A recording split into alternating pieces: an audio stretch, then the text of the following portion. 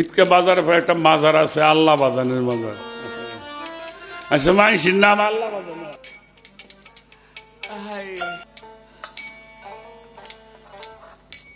আল্লাহ বাজান একটা ছেলে, গরিব মানুষের ছেলে, লেখাপড়া করছে কিন্তু চাকরি হয় না। তো একজন বুদ্ধি দিছে, তুই এক কাম করে গিয়ে আল্লাহ বাজানের দরবারে কিছু মানে গিয়ে। আসলেও ও একটা মনে মনে একটা মানত কইরে দরবারে গেছে। গেছে, বাবা দোয়া করো আমার চাকরি, একটা চাকরি বাকরির জন্য হয়। আচ্ছা, আল্লাহ বাজান দিয়ে দিবে, যান।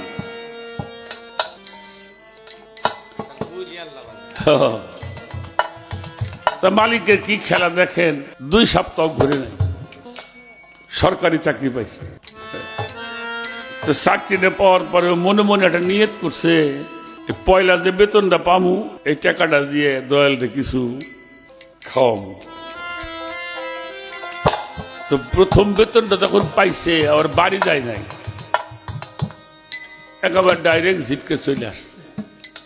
এসে উনি শুয়ে রয়েছে, সালাম ভক্তি করছে, কইল, বাবা আমি তো এটা মনে মনে মানত করছিলাম, আমি তোমার কিছু খাওয়াবো, তুমি কি খাবে তাই কো। কইল, আল্লাহ বাজান পাঙ্গাস মাছ খাবে। আল্লাহ বাজান যান, পাঙ্গাস মাছ আল্লাহ বাজান খাবে, এখানে কিন্তু পাওয়া যাবে না, শিবালয় যাওয়া লাগবে। আমাদের এখনো, আমাদের যে আমরা পাটুরিয়া পার হই না, আমাদের দৌলতদিয়া এবং এপারে লক্ষ লক্ষ টাকার মাছ বিক্রি হয় সকালে। তো ও গেছে সকালে বাজার মিলে, কিন্তু গেছে একটু বেলা করে, বাজার যায় পায় না। আর এই পাঙ্গাস মাছটা বেশি পাওয়া যায় পদ্মার মধ্যে, যমুনায় কম পাওয়া যায়। তো কিছু লোক বলছে যে আপনি এক কাজ করেন, লঞ্চে আপনি দৌলতদিয়া ঘাটে যান, ঘাটে গেলে ওইখানে ওই পারে আপনি পাবেন। তো বিকেলে পার হয়ে গেছে, তো বিকেলে তো আর বাজার লাগে না, সে জায়গা যায় নিজে একটা চিন্তা করতেছে।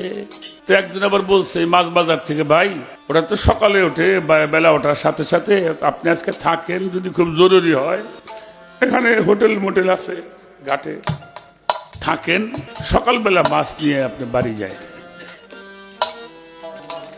ও ওইটাই করছে।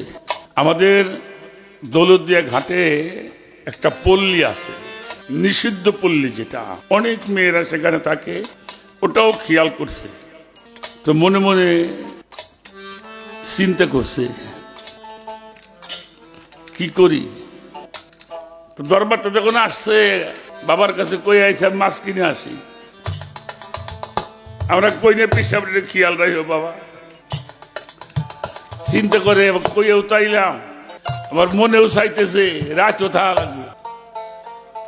রাত্রে খাওয়া দাওয়া করে একটু রাতটা হয়েছে, ও আস্তে করে ঢুকছে ওই নিষিদ্ধ পল্লীতে। জীবনে তো কোনদিন দেখে নাই। ঘুরতেছে একটা ভালো সুন্দর মেয়ে পাই কিনা। তো একটা গলির মধ্যে দেখে একটা ছোট্ট সুন্দর একটা মেয়ে দাঁড়ায় রয়েছে, ওর পছন্দ হয়েছে। চিন্তা করছে ওর সাথে কথাবার্তা কয়ে ওদের নিয়ম কারণ জেনে আমি থাকবো। হাঁটতে হাঁটতে মেয়েটার কাছে গেছে, কথা বলবে। হঠাৎ করে দেখে কয়েকজন পুলিশ ওই গলির মধ্যে ঘোরাফেরা। যারা সহজ সরল মানুষ, তারা তো পুলিশ টুলিশ দেখলে এমনি ভয়। ও আবার ওইটা পুলিশ দেখে ওই গলির মধ্যে গেছে। তো ওই গলির মধ্যে যাই দেখে ওই গলির মধ্যে পুলিশ 5-6 জন ঘুরে। আর এক গলির মধ্যে গেছে, যে গলির মধ্যেই ঢোকে পুলিশ, সে গলির মধ্যে 2-4 জন আছে। ও তো মনে মনে ভয় পাইছে, ব্যাপারটা কি, এত পুলিশ কেন? ভয় পায়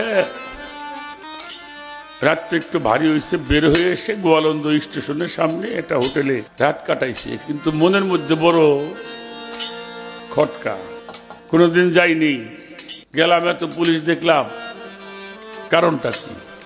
এই চিন্তায় কিন্তু ঘুমও হয় না।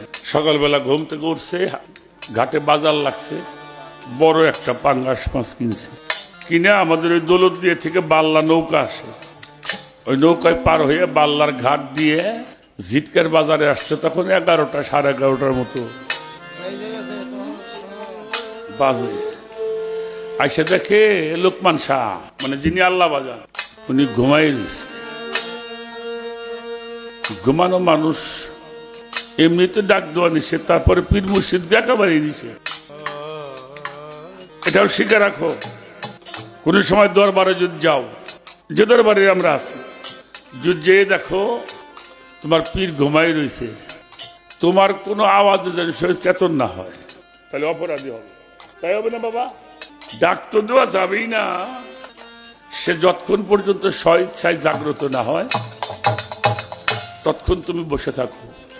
আর আমরা কি করে যাই? ডাক দিয়ে উঠি। হ্যাঁ, এটাই তো। কেন? মানুষ কিন্তু গুরু ধরতেছে বাবা, অনেক গুরু ধরা মানুষ কিন্তু অনেক, কিন্তু তারপরে আমাদের পরিবর্তন হচ্ছে না। কেন? কারণ গুরুর সাথে যে কি আচরণটা করতে হয় এটা আমরা অনেকে জানি না, ডাক দিতে সাহস পাই না। আবার চিন্তা করে মাছটা যে পাক করে এনে খাওয়ামু, পাগল যদি কয় আমার দেহাই লেখে কি করু? তো মাছটা নামাইছে পায়ের কাছে বসে একটা নরম হাতে। উনি কি ঘুমাইছে? হাতটা পড়ার সাথেই কেরা রে কইলে, বাবা আমি আব্দুল লতিফ, যাও। আল্লাহ বাজান আজ ঘুমাই নাই, যান যান। ছেলেটা কইতেছে, বাবা আল্লাহ বাজান ঘুমাই নাই, আজকে দরবার তো করে মাহফিল মজলিস হয় নাই। কইল, যান মিয়া যান। আল্লাহ বাজান রাত বেরাজকে পুলিশে চাকরি করছে।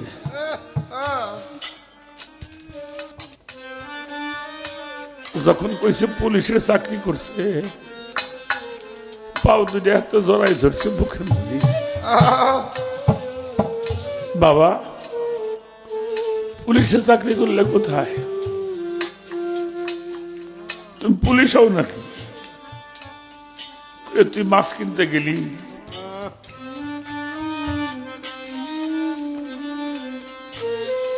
তুই কোথায় যিনি বেড়াইতে গেছিলি না? আমি যদি পুলিশ না হইতাম আজকে তোর জীবনের সবচেয়ে বড় ক্ষতিটা হয়ে যেত।